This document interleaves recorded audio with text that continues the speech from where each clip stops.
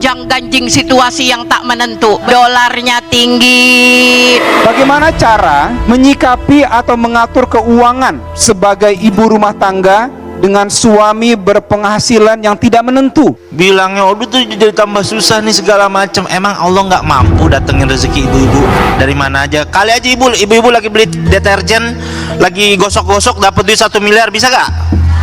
Nggak bisa aja, Allah kasih rezeki dari mana aja. Gak usah ngejar pandangan manusia, ibu. Kalau kita ngejar pandangan manusia, nggak akan ada habisnya. Pemerintah resmi menurunkan harga beberapa BBM non-subsidi.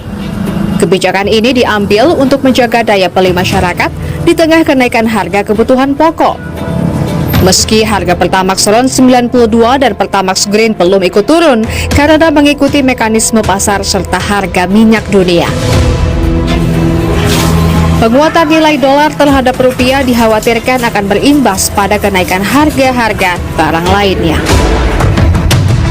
Kalau hal ini terjadi, tentu akan berpengaruh pada daya beli masyarakat, terutama kalangan menengah ke bawah yang makin terhimpit.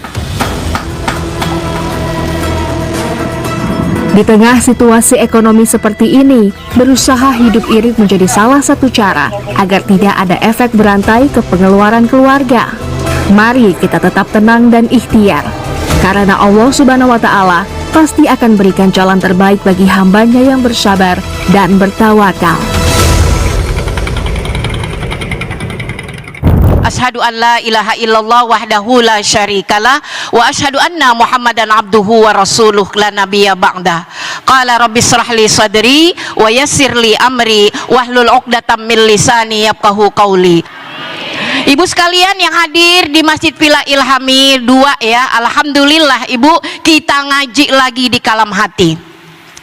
Kali ini kita bicara tentang kita, bukan tentang tetangga kita.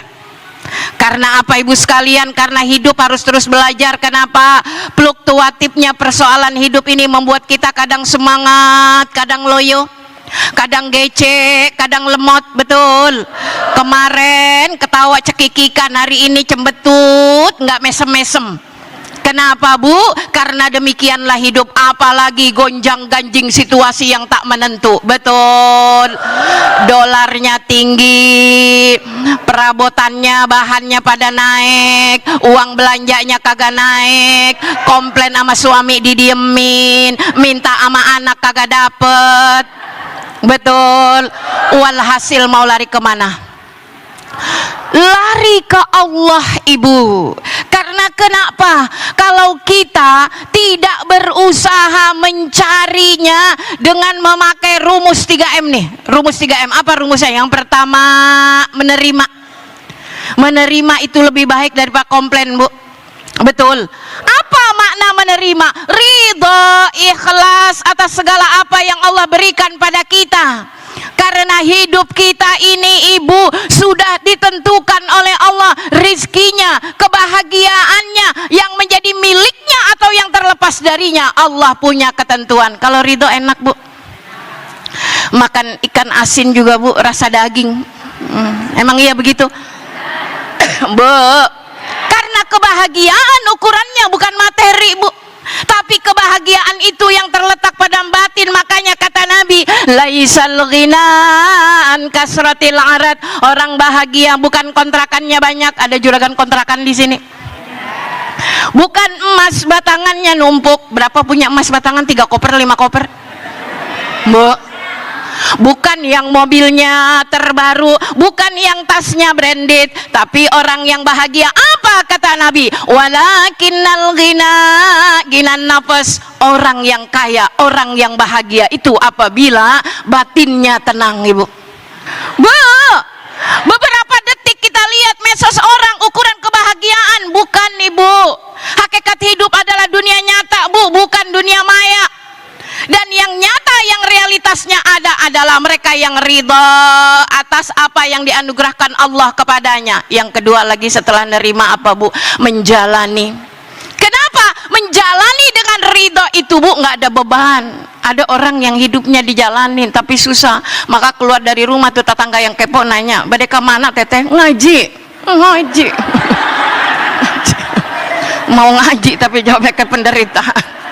Kenapa ibu? Karena ngajinya pelarian. Iya ngaji, kenapa? Emang kenapa teh ngaji kayak gitu? Iya daripada pusing ngeliatin suami di rumah. Dompetnya nggak ada, tapi orangnya ada. Tapi apabila panggilannya adalah ketulusan, keikhlasan, ditanya, teteh bade ka mana? Ngaji. Bu, pakai matsilah tawilah. Ada lagi yang nggak belajar tahsin, begitu ditanya, bade ka mana teteh? Ngaji. Nah ya.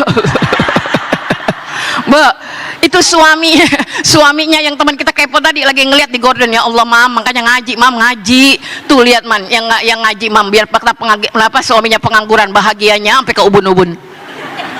Ibu bahagia semua karena ridho ibu, menikmati setiap prosesnya, biar Allah yang nanti menentukan. Karena kenapa? Kita nggak punya otoritas sebut menentukan jalan hidup kita. Betul, jalani, setiap kita jalani dengan syukur. Karena kata apa? Kata Allah dalam surah Ibrahim, la in syakartum la azidannakum. Orang yang bersyukur rasanya lezat.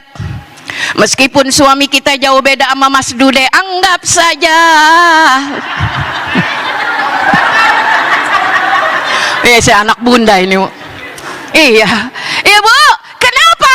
Karena pada saatnya nanti ibu sekalian ada kenikmatan yang belum bisa kita simak. Alhamdulillah, suami kita walau tampangnya pas-pasan, duit diserahin kita semua. Bahkan bukan cuma duitnya, tapi surat tanah diserahin juga. Aman, betul ya. Jadi proses ini yang membuat kita bersyukur. Jadi kita nggak kepo sama urusan tetangga, karena dia melihat kenapa, la azidannakum, lezat ikan asin bulu ayam diguling-gulingin di terigu sambal dadak, masya Allah. Kenapa? Tetangga lewat kagak ngeh. Ya ada nikmat. Ini biasa kita ya bu ya, jadi makan Nah yang terakhir ibu sekalian, mari kita berjalan di atas ridhonya Allah subhanahu wa ta'ala dengan bersyukur ya. Inilah nikmat syukur. Maka subhanallah wa masya Allah, tampilan wajahnya seperti orang gak punya masalah separung. Karena apa? Karena yang ada di dalam pikiran kita adalah betapa nikmat ini begitu indah, dan betapa banyak yang mendambakan nikmat seperti kita tapi tidak mampu, tapi kita qadarullah diberi kemampuan dan kekuatan oleh Allah. Wallahu alam. Insyaallah nanti kita sambung oleh guru-guru kita.